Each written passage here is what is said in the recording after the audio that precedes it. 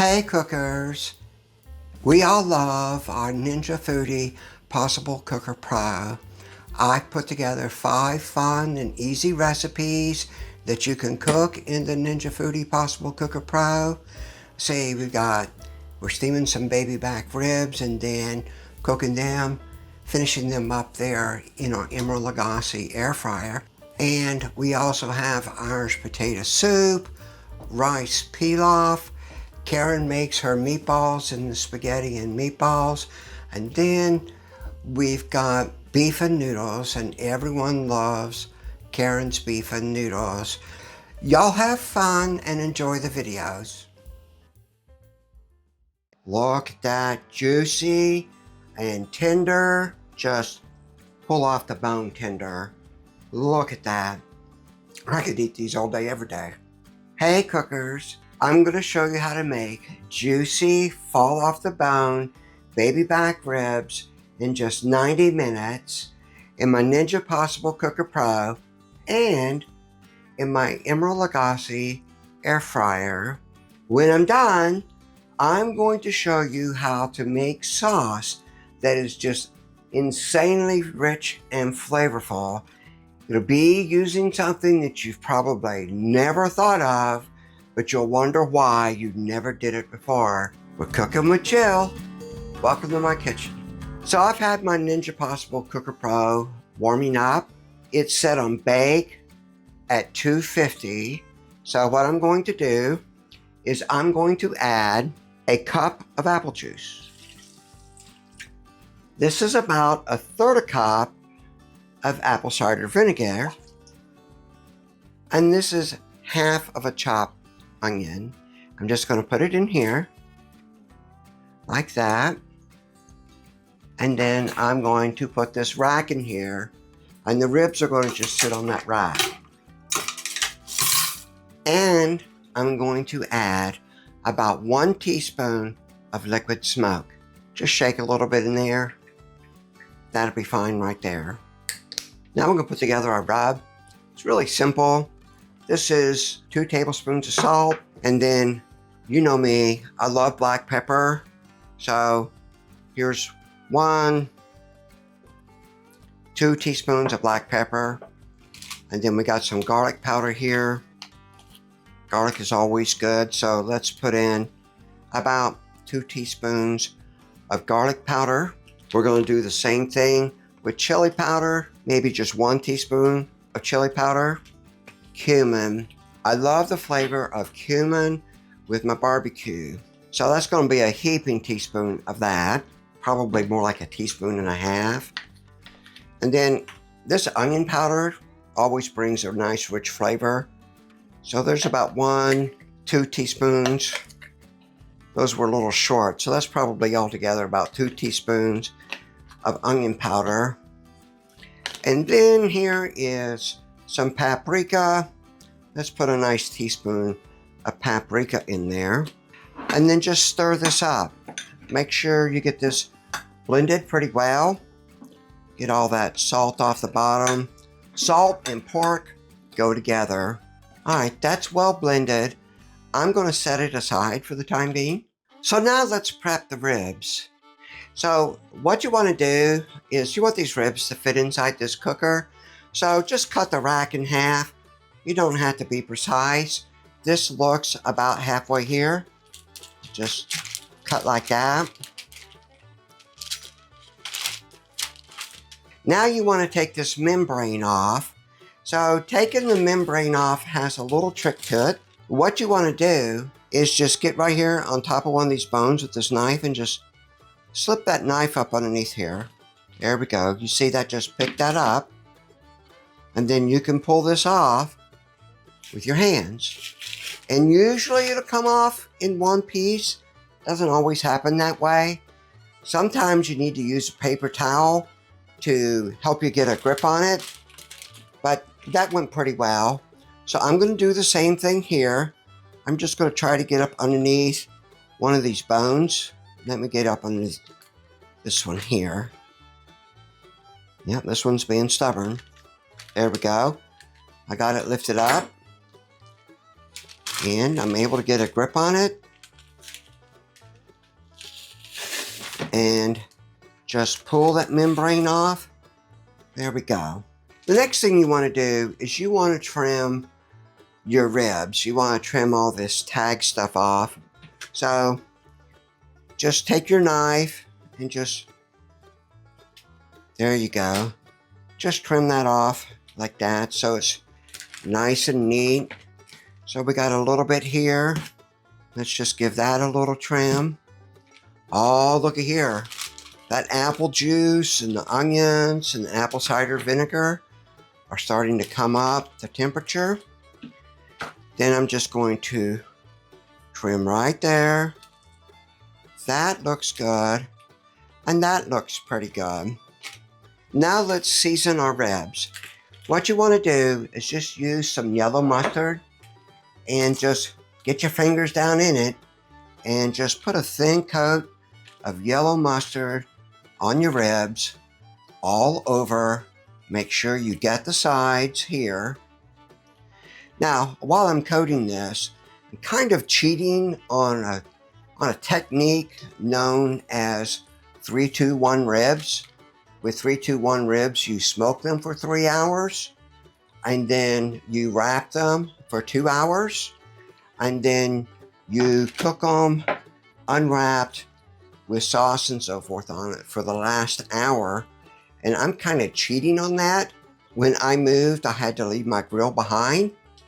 So I don't have a grill, but I still love ribs. And if you love ribs, this will be handy for you, because what we're going to do here is actually steam these ribs in this apple juice.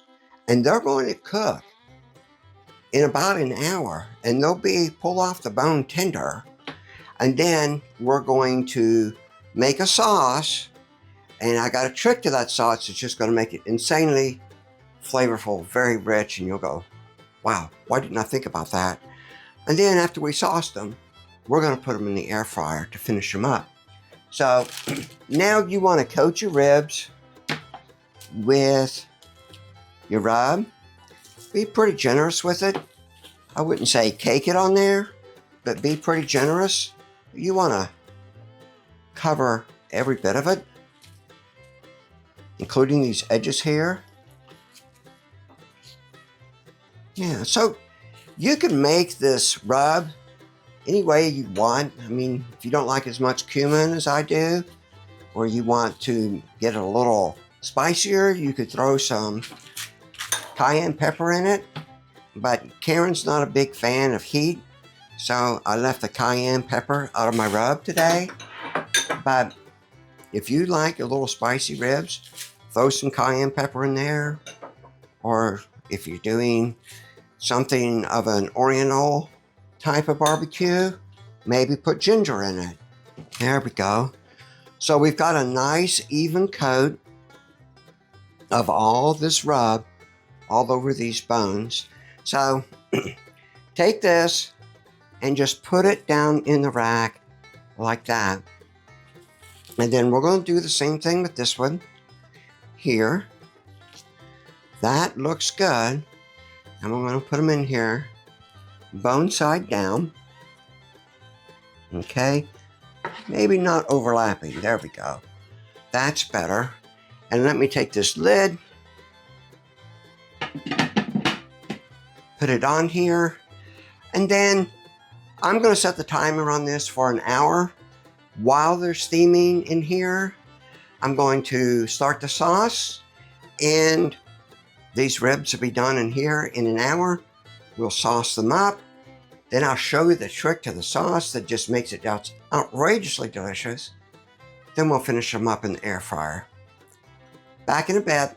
To cook the ribs, just turn on the cooker, turn it to bake, set your temperature to 250, adjust your time to 1 hour, and press start.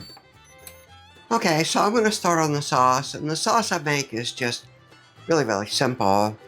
I've got about 3 tablespoons of butter in here that's melting, and I'm just going to add a half of a chopped onion, and I am just letting this get translucent. That's all you want to do. You're not trying to brown it, just let it get translucent.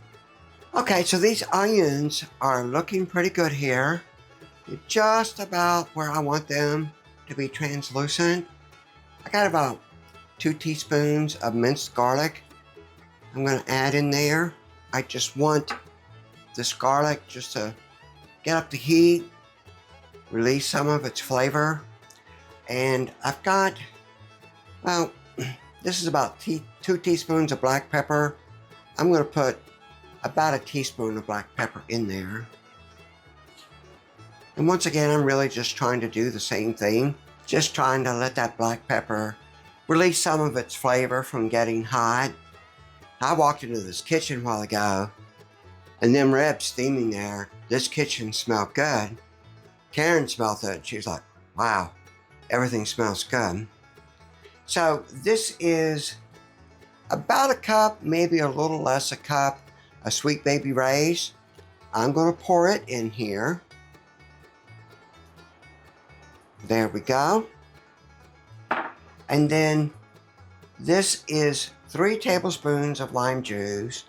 Anybody that knows me knows that I love lime juice. I'm just going to add that in there. I'm going to stir this up, and I'm going to let this simmer for about 10 minutes. Those ribs will be done in about 20 minutes. I checked on a while ago. They're looking pretty good. Now, I told you that I'm going to do something to this sauce to make it just insanely flavorful and very rich. That's coming up. Now that's mixed pretty well. I'm just going to let it simmer for about 10 minutes. So those ribs have been steaming in apple juice for almost exactly an hour. Yeah. And I've got my Emeril Lagasse air fryer heating up on air fry at 425. It should be up to temperature now. So these ribs should be just about pull off the bone. Let's check them. Oh, look at that steam. They sure look gorgeous. So let's check these ribs. Let me pick this up. Transfer it over here. So this is just the air frying basket. And I've got a tray underneath it because we're going to have a lot of juices and sauces dripping. I like to keep things a little neat. But let's turn this over and see here. Look at that. Just pull off the bone. Now I prefer my ribs to be pull off the bone and not fall off the bone because I like to have a little bit of chew to my ribs. So I'm actually biting into something. They're still very juicy, very, very tender. They're just not fall off the bone. You can just cook them another 5 minutes and they would be fall off the bone. So now let's take a look at this rack here. Look at that. These are just pulling off here. Just pulling off nice and neat. That's the way we want that. Let me get this rack out of here. Now it's time for that special sauce that I was telling you about that's just going to be insanely flavorful and take things to the next level. So this sauce simmered for about 10 minutes. He gave it a chance for that lime juice to reduce a little bit. Let that garlic really release its flavor, meld with the onions and the black pepper and that lime juice and the Sweet Baby Ray's, and tighten up just a little bit. Now what I do is I take all this juice right here from these ribs. This is the juice of the pork that have dripped down into here, and the apple juice has reduced, and you've got all these nice onions here that's been in this, and I'm just gonna pour this right into my barbecue sauce. Outrageously simple and outrageously flavorful. Just gonna mix this together. There we go. We're almost finished with these ribs. What I want to do here is just take this sauce and apply it liberally to these ribs. Yeah, it's a little bit runny from that apple juice in there, But when it goes into that air fryer, it's going to tighten up quite a bit. And we're going to put a couple of layers on here. And that's why I have this pan under here, is to catch a lot of that juice. So now I've got that on there. And now I'm going to flip them over bone side up. Look how tender that rack is. Just flip these over bone side up like that. Look at that. Just pull off the bone. That's just ready to come right off the bone. All right, let's take some more of this sauce and just put this sauce on here. This sauce is going to thicken up in that air fryer. It's going to be really, really nice. So these ribs are done. You could eat them right now if you wanted. So we're not worried about, you know, raw pork or anything like that. Let me open up my air fryer. Now, the great thing about this air fryer is this drip pan and this air fry basket will fit right in here together pretty easily. And I just put them in there like that and give it about 5 minutes. I'm going to take this out to Karin, and I have a guest in town and they're waiting on these ribs. I'm going to take this out there for them to taste. All right, so let's take a look at these ribs. It's been about 5 minutes or so. There we go. That looks good. That's tightened up a bit. It'll tighten up some more because I'm going to put them back in there. It could have stayed in maybe a little bit longer. These ribs now get turned. There we go. Look at that. Isn't that beautiful? We're going to turn these back over here. So now I'm going to coat these ribs again. There we go. They are going to be saucy. And this top coat, I'm going to let get nice and brown. And it'll be nice and thick on top. I'm going to try to coat the edge of some of these a little bit here. But that's pretty good. Let's get these back in the oven. These little silicone mitts are nice. So it'll be about 5-7 minutes. And these ribs will be perfect. So let me check them bones. I think they're just about right. Let's see. Oh yeah, they're just sizzling. So the job of the air fryer isn't to cook the ribs. The job of the air fryer is to caramelize that sauce and just get that lime juice just sweetened and rich. Look at that. Look at them sizzling. You see that brown goodness all over there? That's the caramelized barbecue sauce. And I told you it would tighten up and thicken up. So let's transfer these over here. So this is the fun, messy part. I love it. Let's grab this rack right here. And then I want to turn this on its side and just slice right here down between a couple of bones. Right there, right between a couple of bones. Look at that, juicy and tender. Let's get a couple of more. See, right here between a couple of bones. There we go. You know, that is just, let me flip this over, just as juicy and tender as it can be. Look at this. Pull off the bone tender. That's hot, but just pull off the bone. You see how juicy that is? That is gorgeous. It's the way it's supposed to be. Finger looking good. Just pull off the bone tender. Let me grab some of this sauce here and just put that all over them bones like that. Look at these ribs. Aren't they just gorgeous? Beautiful? I love them. Let's just see how they're cooked. I'll take this bone right here. Look at this. This just pulls right off. They're still quite hot. That is just fantastic. Let's grab another bone. Look at this. That's just too hot to do with my hand. So these ribs are still hot. So let's see. This just pulls off the bone. Look at that. Tender and juicy and moist. So no, I don't have a grill right now, but that don't mean that I can't cook just wonderfully tender, pull off the bone, juicy and moist ribs. We have lots of other delicious recipes that are cooked in the Ninja PossibleCooker Pro. Just click the card that's coming up on the screen. So this is my friend Lori. She's in from out of town. She knows that I have a lemon motif for my kitchen, and she drew this and gave this to us for our kitchen. And I wanted her to try these ribs, so I don't want to put that over there. I don't want to get wet. Grab a bone, Lori. Tell you what, grab that one right there. Well, okay, I'll just get this one right there. I'm gonna take this one right here. Yeah? Ooh.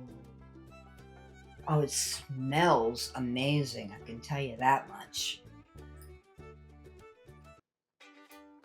It's just pull some meat off the bone. See how tender it is. Are they still too hot? Oh, look at that. That just pulled right off the bone. So what do you think? No, leave it. Oh. I know you're disappointed that I didn't have a grill, but I got you ribs anyway. Yep, you redeemed yourself. I redeemed myself? Okay. Well, you know we love you, Lori. I'm taking this with me. Okay, well say hi. Bye. Have fun.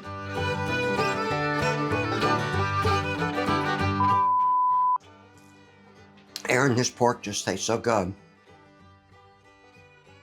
This just pulls right off. They're still quite hot.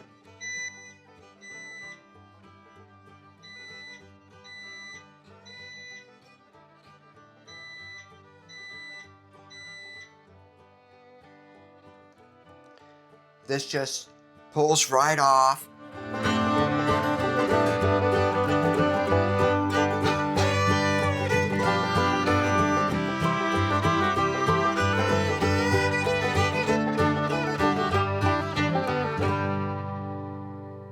Rich, creamy, delicious.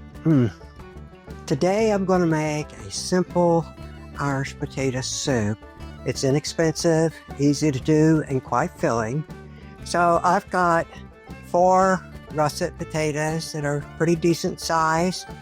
Half of them are peeled and half of them are not. This is going to be a chunky soup.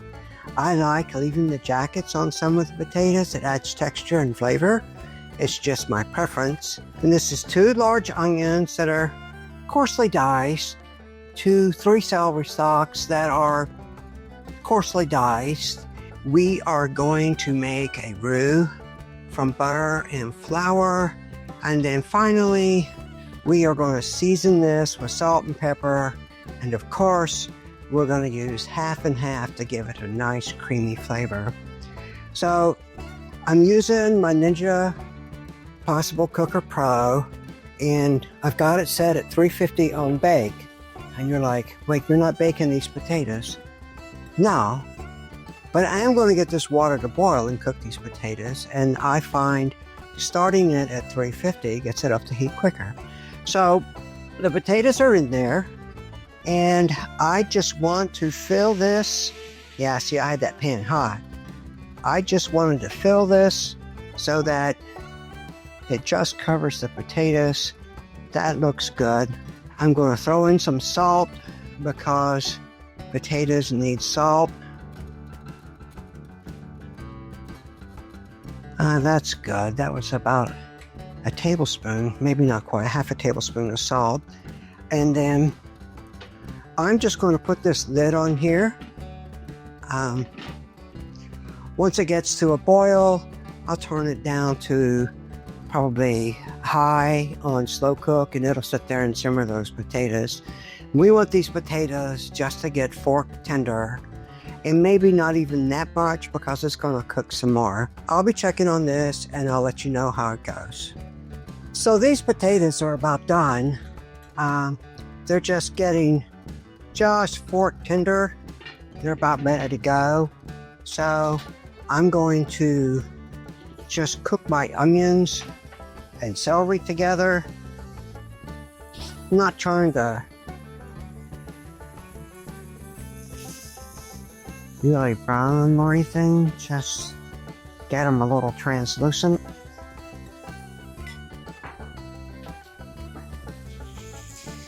So that was a whole stick of butter.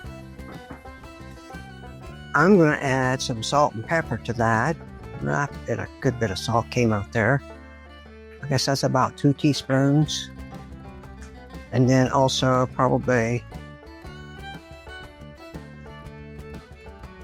about 2 teaspoons of black pepper as well. Let me stir this in. Those vegetables coated well with the butter. They're just going to sit here and cook a little bit. Like I said, I'm not trying to brown them, just get them translucent a little bit. Okay, let's give these onions a stir.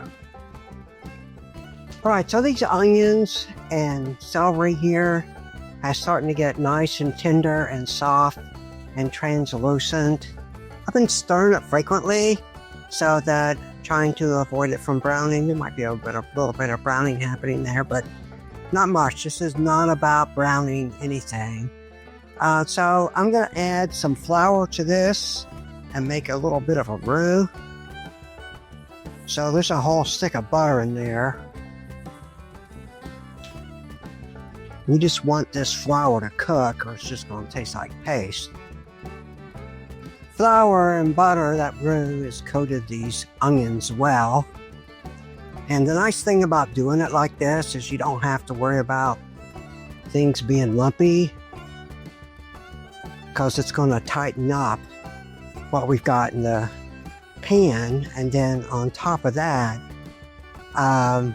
the starch that's in the potatoes is going to tighten things up a bit.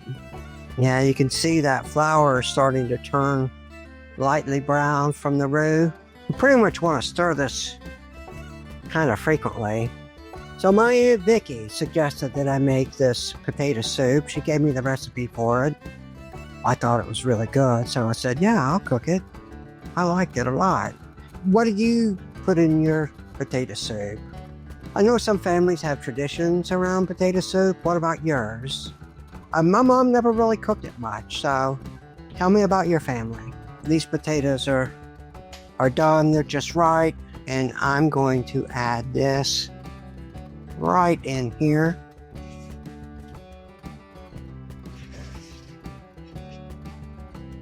Like that. So I'm just going to stir this up. Yeah, see, the potatoes are breaking down a bit. And that roux is mixing with that water and the potatoes.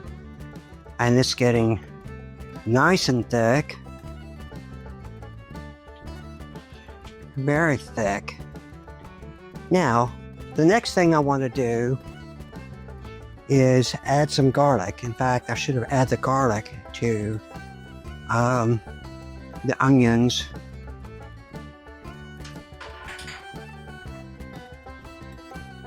That was about 2 tablespoons of minced garlic. That should be really nice. Once that starts getting hot down in here, that garlic flavor will come out nicely. Now that is starting to get really tight. Now, to give it another dimension of flavor, this is chicken bouillon, powdered chicken bouillon. It's very good. I think this is a Knorr brand. And I just sprinkled about 1.5 tablespoons in there. And let me mix this up. You could have just used chicken broth with your potatoes. That would have been fine too. Let's get that chicken bouillon integrated in there well. Now see how tight that is? I like a chunky potato soup. Any food that you cook that's white needs black pepper. It just does. It doesn't matter if it's rice, it's eggs, it's potatoes. If it's white, it needs black pepper. I put black pepper on my grits too. So let me just sprinkle in a little bit of this black pepper here, or a good bit of it, and let me stir that up.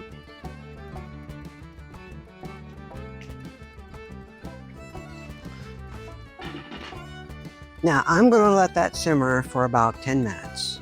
All right, so let's check this stuff. It's been simmering nicely. I'm just going to stir it up. Oh, you can smell that garlic. All right, so I'm going to put some half and half in here. So I was going to get the potato masher out and mash some of this stuff, but no, it looks pretty good without it. Like I said, I do want it lumpy and chunky. Yeah, let's get some more of that half and half in there. Yeah, this will be nice and creamy. So when you get this has got to come back to heat, but you don't want it to boil. You just want it just come back up to heat, and it'll tighten back up. It's already pretty tight. It'll tighten back up, and this will be a nice, thick, rich, cream-based potato soup. Let me get that last bit in there. That looks good. I'll be checking on this in just a few minutes. I just want this to get hot again. How about I taste some of this?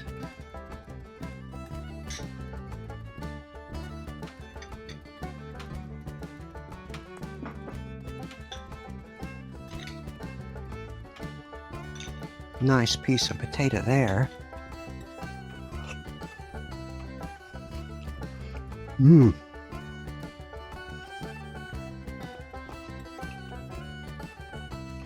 That is really good. You know, I had left the salt, pepper, and chicken bouillon out for the taste in case I needed to make any adjustments. But I think it's about right.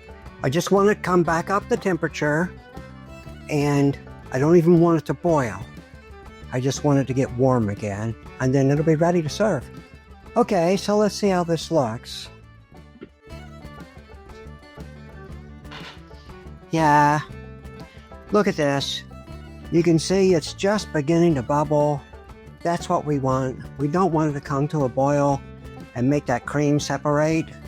We just want to get it back up to piping hot like this. So I'm just going to ladle some of this out.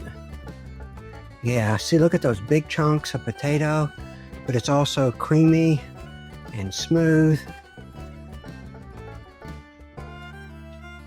There we go. Now I'm going to top this with some cheddar cheese.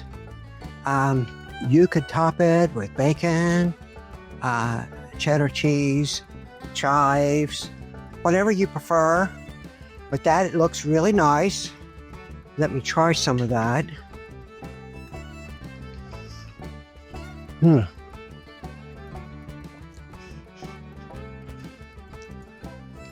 Rich, creamy, just got enough texture to it to make it delicious and chewy.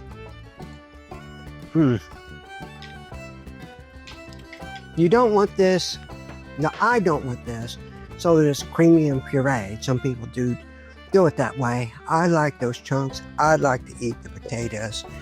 It's nice and filling that way for me. Check out my video on beef and noodles. It was cooked in the Ninja PossibleCooker Pro.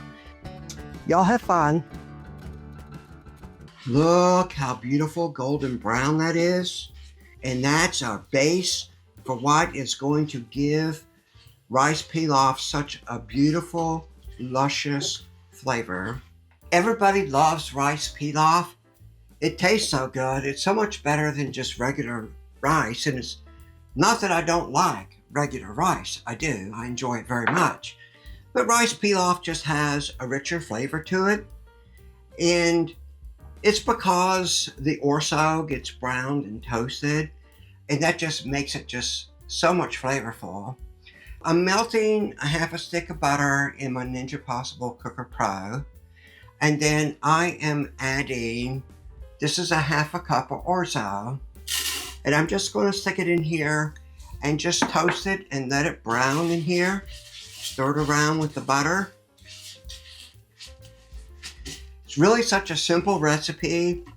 I don't understand why people don't cook it more often.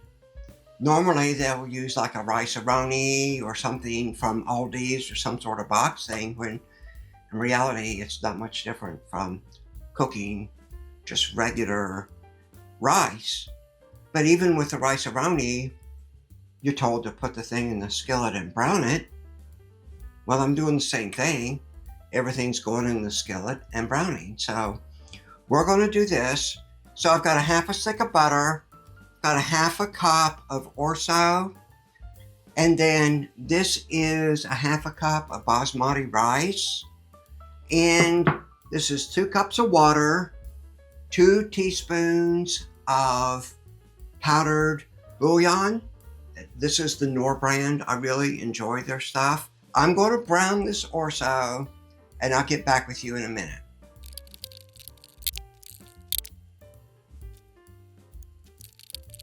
So my orzo is beginning to brown a little bit. You're seeing it starting to toast a little bit here. You can buy this at any grocery store. I bought it at Walmart, actually, myself. Look how beautiful golden brown that is. It just has such a rich flavor to it. Hang around to the end. You'll see it's really, really simple. You can see here that this orzo is starting to get to be a nice, rich golden brown. Now, the nice thing about this is that you can cook it to your desired brownness that you want. You're really just toasting it. It's nothing, orzo is nothing but pasta. It's just small pasta. And you just make this to where you want it to be, how dark you want it to be. I usually like it pretty dark. Now I've got my Ninja PossibleCooker Pro on bake at 350 because you could do this on saute, but I'm about to add water to this, and I want that water to come up to a boil as soon as possible. Look how beautiful golden brown that is. And that butter has begun to brown as well. And that's our base for what is going to give rice pilaf such a beautiful, luscious flavor. Okay, that's about the way I want it. Sometimes a little darker, but that's really good. So I'm going to add basmati rice. Now this is a half cup of basmati rice. I'm just putting in here. You can use regular rice if you want. I like to use basmati rice personally. It's really kind of the traditional rice that's used in rice pilaf. I believe rice pilaf's source goes back to, I think it's a Turkish food, I believe. I know when I eat Turkish food, it's almost always served with rice pilaf. So I'm just getting this rice in here and just toasting it just a little bit. I'm not really trying to get it to brown. You can see how these grains have toasted up and turned just a little bit white here. That's what I'm looking for. I'm not trying to brown the rice in the least little bit. So now you can see that orzo is turned into a nice, really rich brown color. That is what I want. So I'm going to add a cup of water.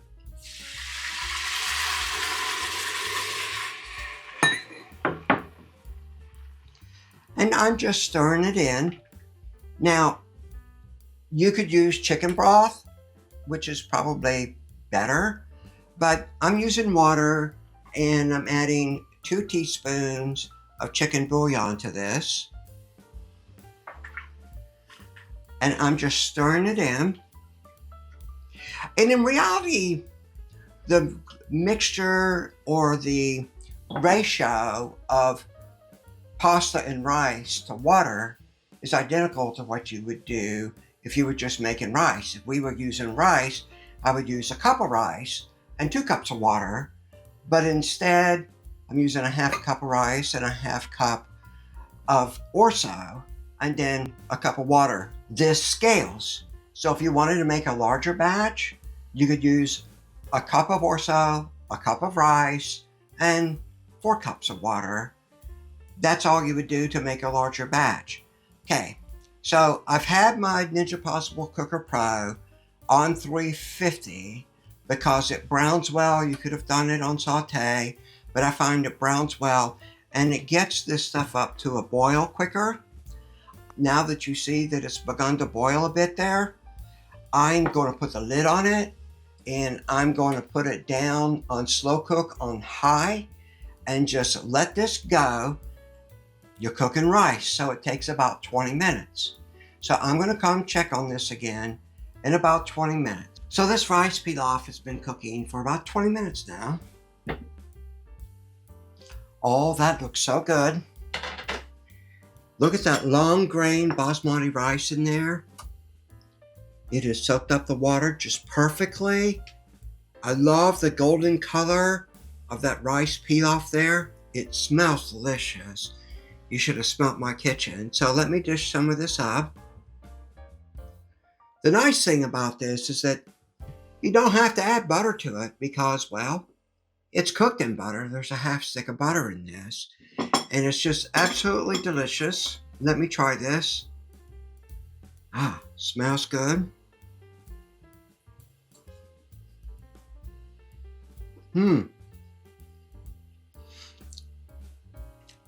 So that's got a nice buttery, rich flavor to it. Look at that. Isn't that beautiful? That rice pilaf there. This goes well with chicken, beef. When I make my sash kavurma, which is a Turkish dish, I always have rice pilaf with it. You could cook this in a skillet if you like. I like using my Ninja Possible Cooker Pro for this. There are other recipes that are available for different things that I cook in my Ninja Possible Cooker Pro. Y'all have fun. We're cooking with Jill. Welcome to my kitchen. Today, I'm making spaghetti sauce.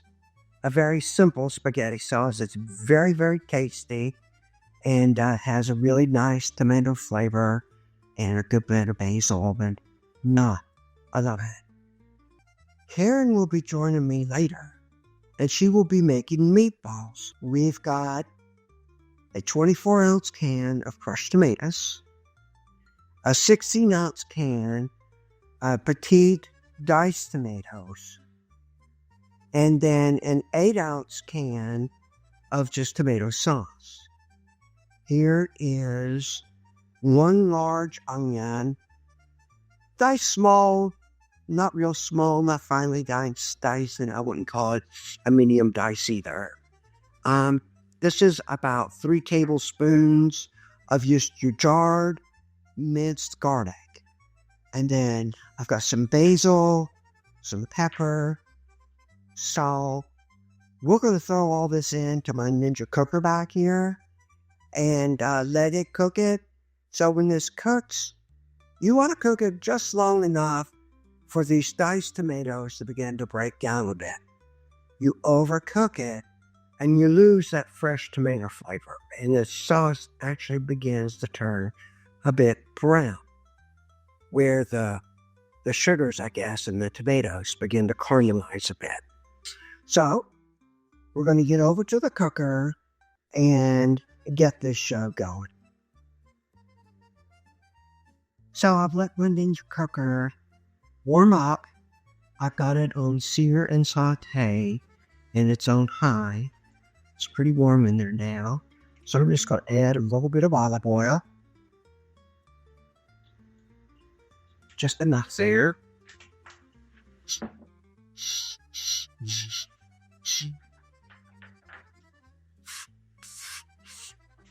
Now I'm going to add those noodles.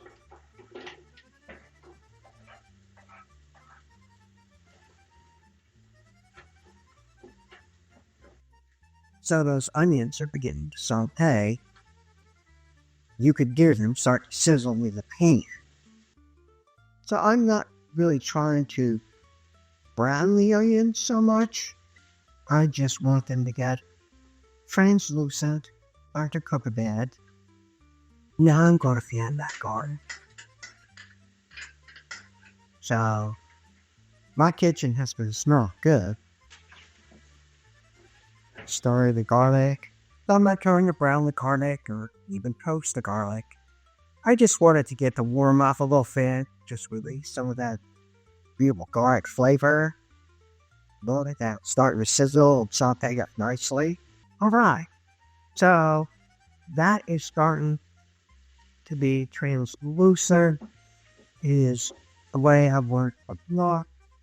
So let me add some tomatoes. Here are the crushed tomatoes.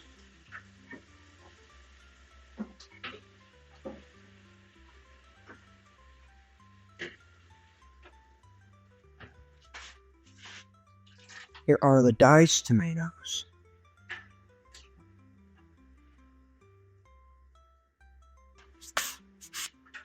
Here is the tomato sauce.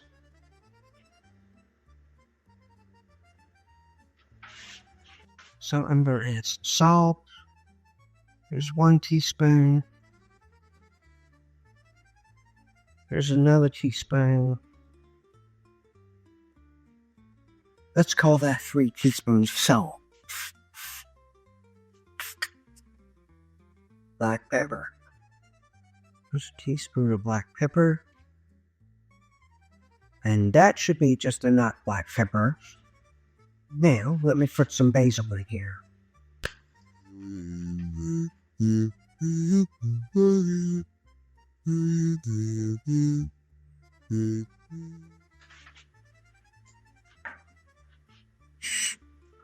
That was right there. Was 1 tablespoon of basil.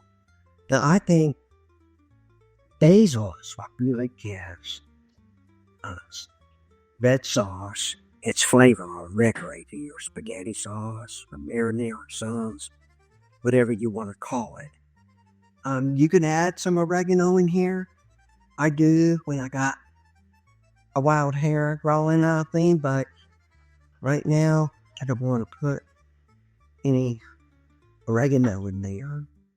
I'm going to let this cook and let it come up to a boil. I still have it on the sear and saute. It won't take long. It'll come up to temperature.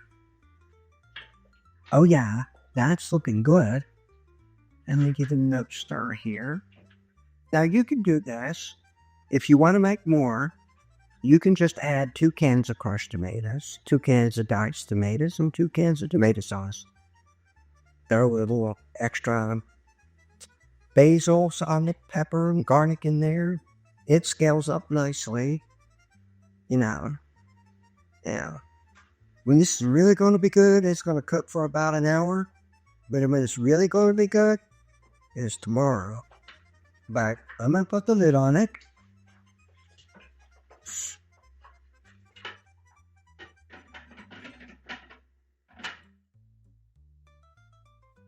And now I'm going to put it on slow cook.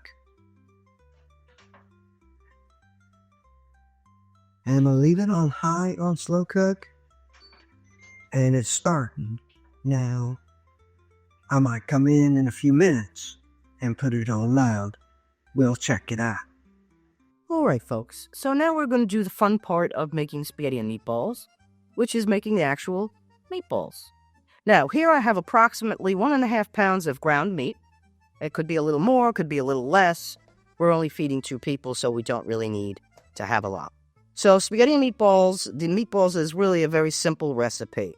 What you need is a little nice chopped onion. Now, if you are like me usually, and you want to be lazy, and you don't want to put in fresh onion, you don't really need to. It's okay. You could use onion powder. That's fine. Then we're going to put in a nice sprinkling of breadcrumbs. Now, you're going to want to use seasoned breadcrumbs because it has the Italian seasoning in it. So it's going to add a little bit more flavor. And what you want to do is you want to just cover the top of the meat. You don't want to do more because otherwise it's going to be dry and nobody wants a dry meatball. All right, I like to add a little bit more Italian seasoning. We're going to do a little measuring. I usually do a little pinch, but we're going to do a little teaspoon. Well, that's probably half a teaspoon's worth, okay? We're going to add a little pepper. We're going to add a little salt. That would have been enough. We're going to add an egg. That's just one eggy, just one. We're going to add a little bit of Parmesan cheese. Now, the Parmesan cheese, if you add too much, what ends up happening is it comes through the meatballs, and then you have a lot of cheese in your sauce and not a whole lot in your meatball. So you want to go a little slow on the Parmesan cheese. And last but not least, the secret ingredient, ketchup. That's right, folks. You add a little bit of ketchup. And that just adds a certain moisture to it and makes it nice. All right, so now we have all our ingredients in the bowl. And now we have to mix everything together. Now, people make this mistake all the time when they're making meatballs or they're making a meatloaf. And what people tend to do is they mix the meat and they make the balls or the loaf very tight. So that by the time it gets done, it's more like a rock as opposed to a ball. I don't know about you all, but I don't want to eat a rock. Okay, so if you notice, I'm not squeezing the meat like this. I'm simply tossing the meat. Okay, I take my fingers, I put it down into the meat, and I continuously toss the meat. Okay, as you can see, it's doing a wonderful job of mixing the meat together. Now comes the super fun part, and that is making the actual meatballs. Okay? So when you're mixing the meat, folks, it's important to realize that you're not making rocks. You're not making bricks. You want to basically kind of toss the meat together, which will mix the meat and the ingredients that you've put in equally. Okay? Like I said, nobody wants to eat a rock. Okay? If you squeeze it like this, like a lot of people do, it's just going to be hard and clumpy, and nobody wants that. So once you've mixed your mixture together, now you get to make balls. Now, a lot of people ask me, well, how big should you make your meatball? It depends who you are. I have a friend who makes a meatball, you'd swear it was a bowling ball. I try to make them probably golf ball size, maybe a little larger. And then we're just going to continue rolling up the balls. It doesn't take a whole lot of time. It's pretty simple.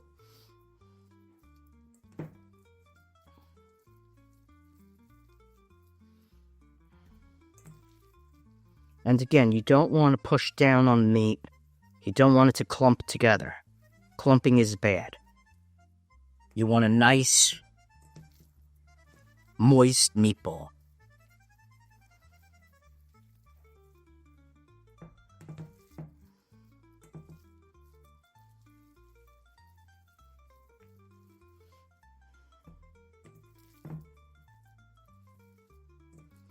Try to make them all the same size, if you can. And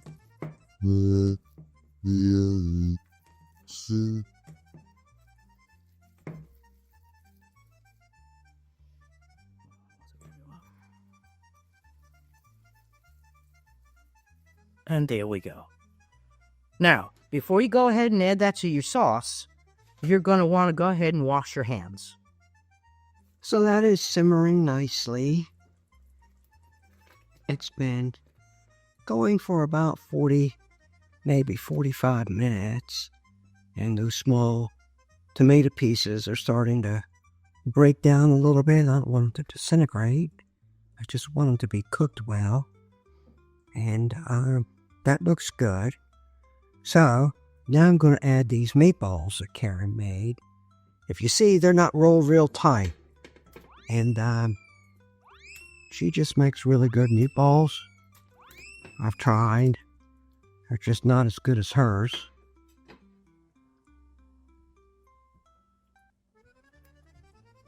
I'll just stir them up a little bit. Get some sauce on them meatballs. But see, I normally brown my meatballs in the oven.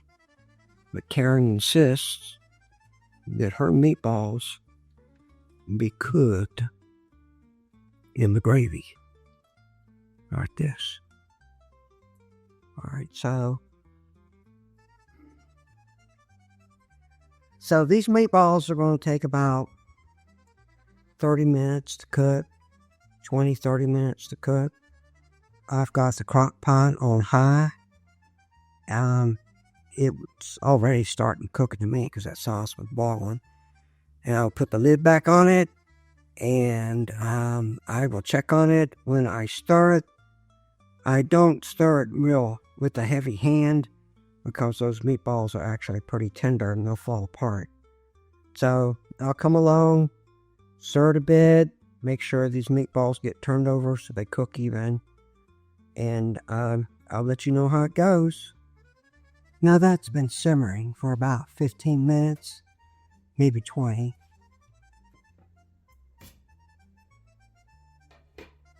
And you can see where that meat's done cooked. And I'm just going to turn these meatballs ever so gently.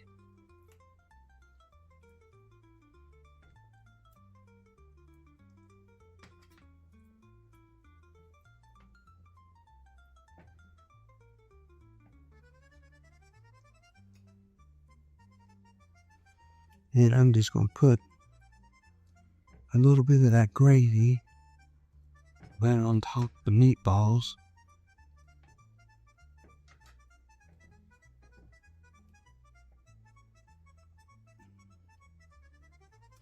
So they call it gravy when it's got meat in it. It's red gravy. And if it don't have meat in it, it's red sauce. So the pasta's cooking. This will be done in about 15 minutes or so. And we'll see how this goes. Okay, so this has been simmering for 40 minutes. Let's take a look.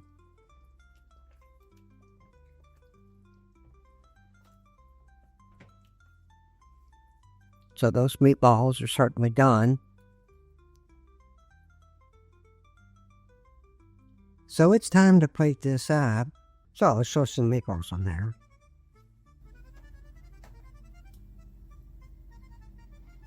Those are big meatballs.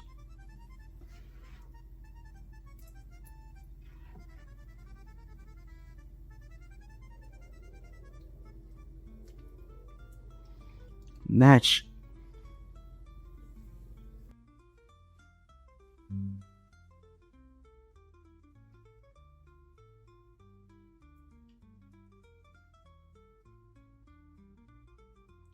Karin's meatballs are always just so delicious.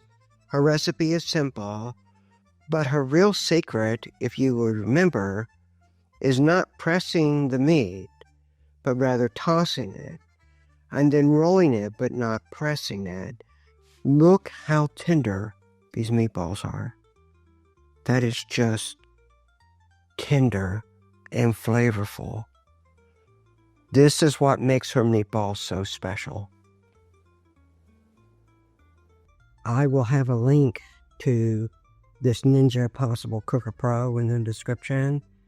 And hey, if you learned something, enjoyed it, link, share, and subscribe. This is a simple, delicious red sauce, red gravy, spaghetti sauce, marinara, whatever you want to call it. It's simple, it's delicious, it's made from scratch. Enjoy your day and have fun. See, so easy you could slice through with a fork. Today we're making the best beef and noodles you'll ever have. Karin made these a couple weeks ago and they are just phenomenal.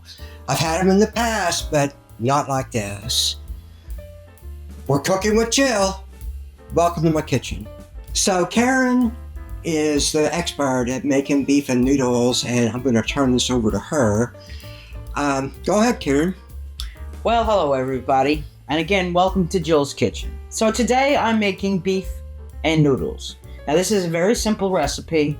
The only thing that you need to know about this recipe is it's going to take at least 5 hours to cook.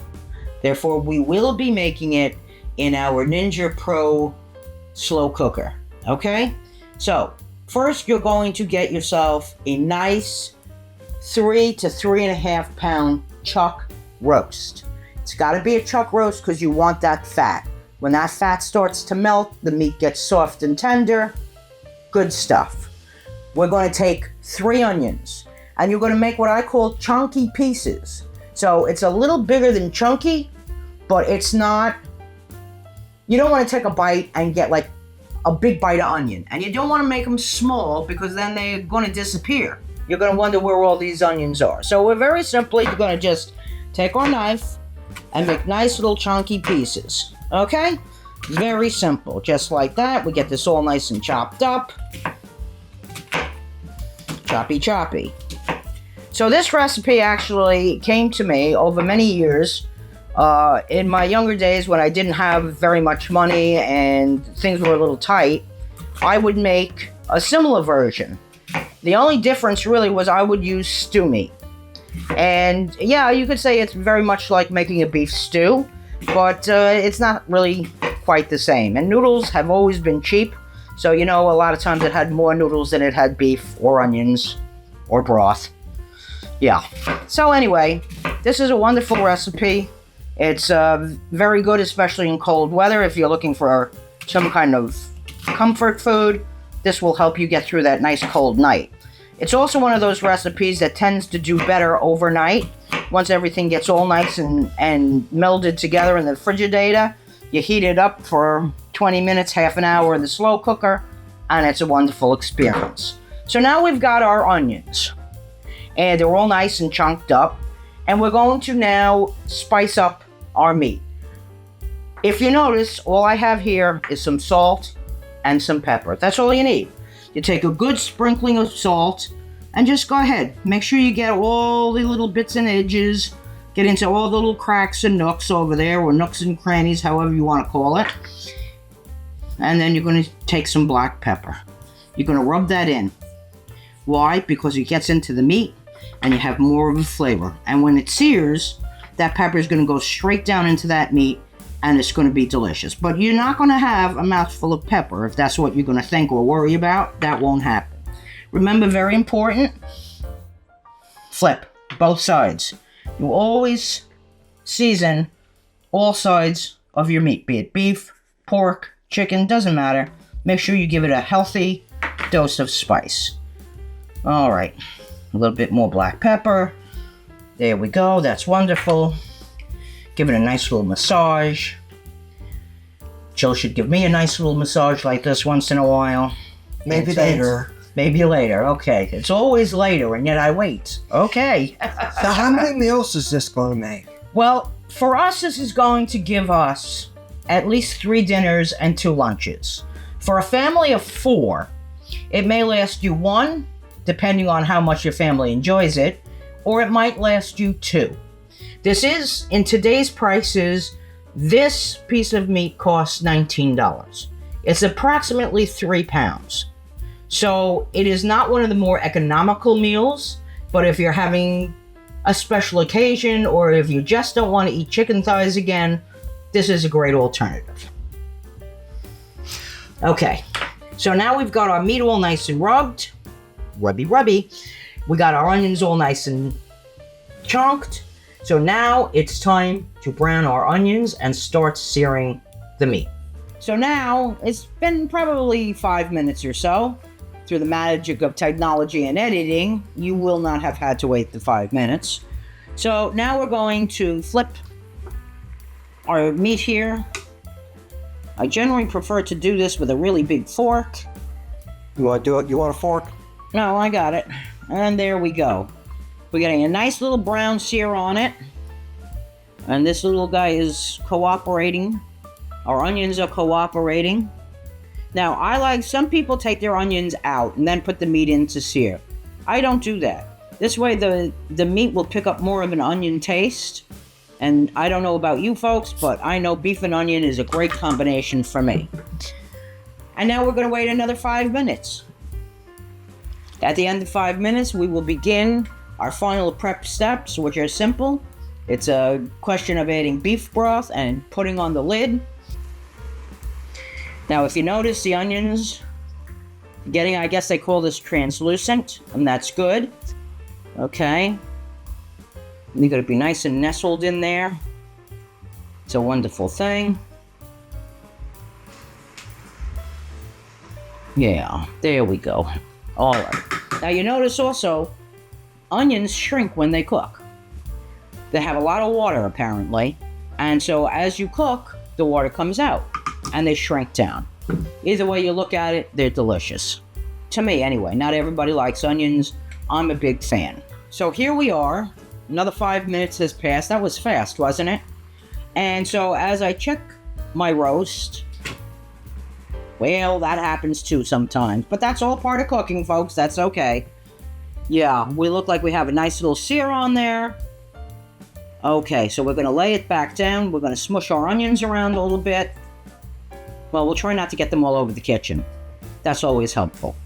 Okay, and now our last steps are very simple. We're going to add some beef broth. Now, it doesn't matter what brand you buy, low sodium, regular sodium.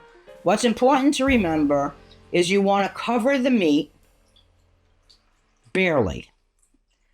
You don't want to drown it.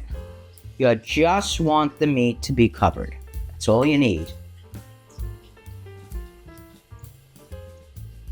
There we go. Okay? Now, that's empty.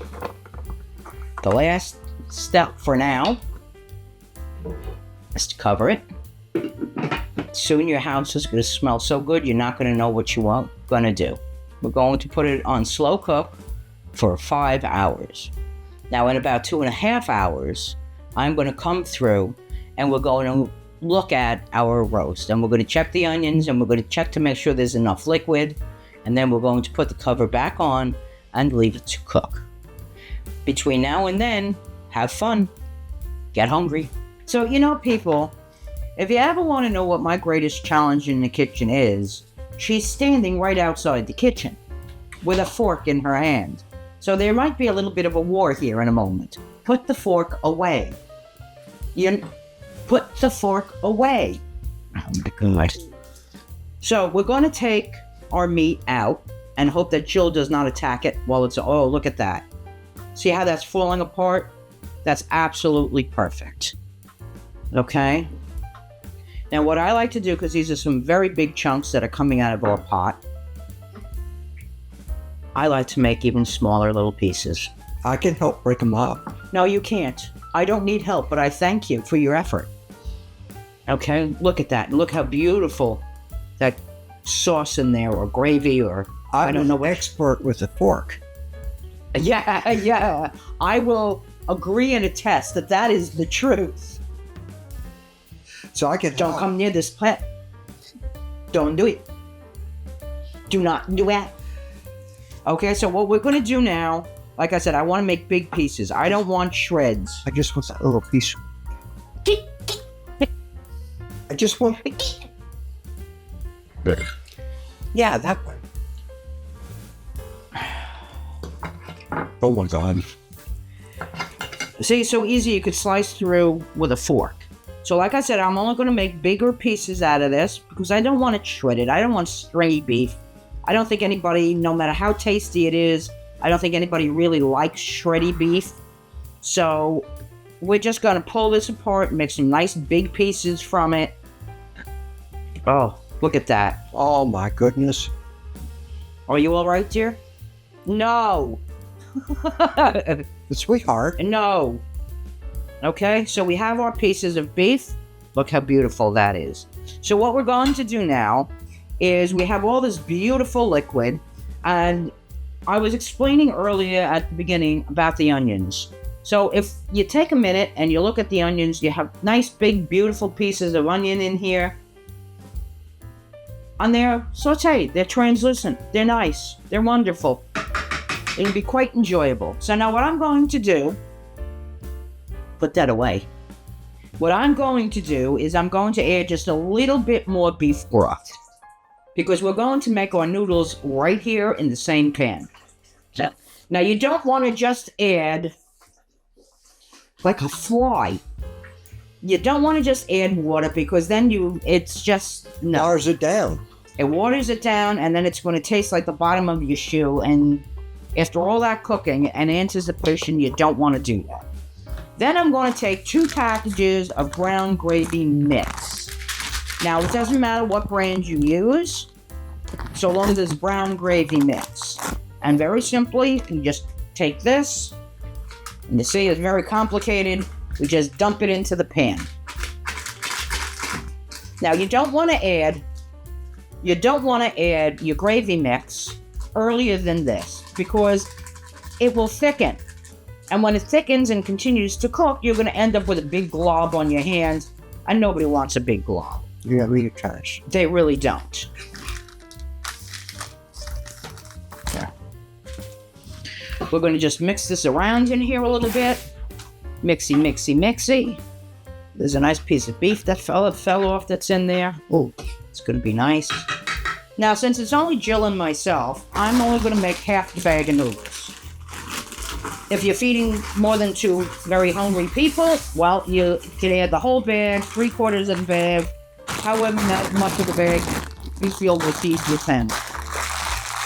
Okay, we got that all nice. Now we're going to take our beef, we're going to put it right back in the pan, and it's all going to cook and blend together. I'm stirring in the noodles so that every noodle gets wet and starts picking up the taste of that nice beef. I don't know if you could see all the nice little pieces of beef and onion in there. I hope you can. You didn't put all those noodles in there, but And now we add we're still going to get 3 meals and a lunch or 2 out of this. I know Look it's at a that. lot of money for that beef, but Look at that. Nice big chunks. Pour that over with your noodles. Oh. These guys need to be separated. Apparently they don't want to let each other go. There we go. Okay. And that's it, people. Now we put the lid back on our pot. You know, I put the lid here somewhere. Here we go. And we come back in 15 minutes. See you then. All right, folks. So it's been about 15 minutes or so. And I am now going to check our dinner. And look at that. Absolutely gorgeous. Nice chunks of beef. Nice pieces of noodle. Look at this. Look at this. Okay. So what I'm going to do now, and I have to keep an eye out to the side. You'll have to excuse me because certain people, and you know who I mean, are standing with their fork. So look. Nice beef. oh my goodness. Look at that. And some noodles. And here we have it, folks. It takes all day to cook, but it's a minimal bit of supervision. And then you have a wonderful, beautiful dinner. Look at this. Nice, nice. And you have your onions in there. What are you doing? I'm getting some parsley. I bought parsley today. She bought parsley, folks. Yes, that is her idea of a vegetable. And before she sees what I'm doing, she'll want to get right up in here with me. Look. Ain't that pretty? Actually, that plate's sweetheart. That is absolutely... Get away from me! Sweetheart. Absolutely delicious. Oh my goodness. So if you'll excuse us... I think this came out better than the last one. Very good. Good job. And once again, we have used our Ninja PossibleCooker Pro, which is a wonderful, wonderful thing. I'm not a big lover of electric appliances. I prefer everything the old-fashioned way. But I will say that this cooker, if you can get one, get one. So, leave a like, comment, share, all that kind of good stuff. Y'all have fun. I'm having dinner. Yes.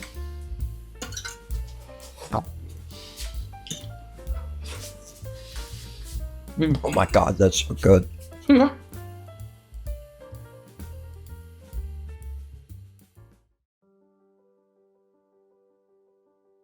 This is a Ninja PossibleCooker Pro. I've had it for 4 years. I bought it for a chili cook-off at work, and I didn't win the chili contest, but everybody loved my cooker. The Ninja PossibleCooker Pro holds 8.5 quarts. It is fantastic. It cooks from the bottom and from the sides. It has a switch on the inside that will turn it off if you take the pot out. Let me show you. So if I turn it on and just press start, so it's cooking, but if I take the pot out, it says add pot. So it knows if it's empty. It comes with this spoon that's really nice. It can be used as a pasta fork. It's big for a ladle and stirring. Also, it has this dimple on the side so that you can pour things out smoothly and easy. It has this slot, this little notch on the bottom, and the lid has a slot in it for it. Also, notice on the lid, there's a steam vent up here. This spoon fits in that slot nicely. It's coated with your typical Ninja Nonstick cookware. Never had anything stick in it. It is by far the best crock pot I've ever owned, and it's so much more than a crock pot. You can also saute. When I put my roasts in there, I brown them and sear them really good in this pan. And then I add my vegetables and water and stuff like that and let that cook.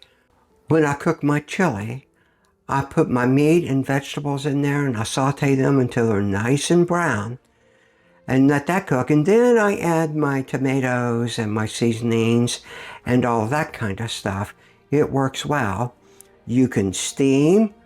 It has a steam basket that's optional. You can also keep things warm. And so when you're finished cooking, just set it over on warm and let that chili stay warm while everybody's tasting it. Sous vide, I've never used, but the temperature is adjustable on it, I believe, up to 130 degrees. I bake a lot in here. I cook ribs in there. I cook my chuck roast in there. You can cook bread. So this thing will proof bread. Let me show you. So I've got to turn this off. And then if I turn it back on and come over here to proof, you can set your temperature all the way up to 105 and all the way down to 90. And then you can proof your bread. I find it quite handy. One thing that I cook in here frequently is stewed chicken. I'll season up my chicken thighs good and then put some olive oil in the bottom of the pan. It will brown and sear that chicken very nicely. Then I add my vegetables to it and the tomatoes, and I put it on bake and let it bake. Usually I let it bake at about 300 degrees. And then once the chicken is nice and tender, I take the lid off of it. I put the pan in the oven. The pan is safe for up to 500 degrees in the oven. And I let it brown in the oven, you know, at a high heat and let that chicken get nice and brown again from after cooking. I love it. It does a great job for me. I've never had any issues with it. Like I said, I've had this for 4 years. So this is not just a crock pot or a slow cooker. It's also a sauteed pan, a Dutch oven, a roasting pan, a bread maker. So it's very versatile. I use it on a very regular basis. I hope you enjoy your Ninja PossibleCooker Pro. I do. I love it a lot.